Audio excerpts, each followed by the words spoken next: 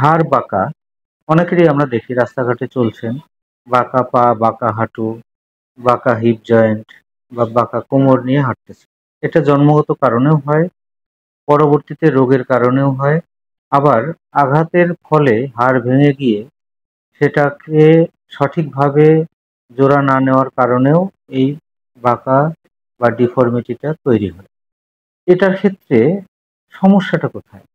যদি কোনো হাড় বাঁকা হয় এবং সেটা যদি ওয়েট বিয়ারিং জয়েন্ট হয়, ওয়েট বিয়ারিং হাড় হয়, তাহলে কি ঘটতে পারে?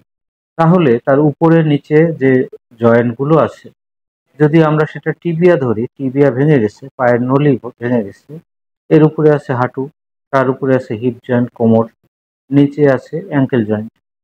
এই বাঁকা হওয়ার কারণে শরীরের ভারসাম্য বা ওজনটা এই জয়েন্টগুলোর উপরে সুষমভাবে বন্টন হয় না। না হওয়ার কারণে এই জয়েন্টগুলো দ্রুত ক্ষয় হয়ে যায় এবং দ্রুত ক্ষয়জনিত ব্যথায় আক্রান্ত হয়। সেই ব্যক্তি বয়স বৃদ্ধ হওয়ার আগেই এই ব্যথাজনিত কারণে কাতর হয়ে পড়ে। তাহলে কি করতে হবে? যদি সম্ভব হয় এই বাঁকা হাড় চিকিৎসার মাধ্যমে, অপারেশনের মাধ্যমে সোজা করে নেওয়াটাই হচ্ছে বুদ্ধিমানের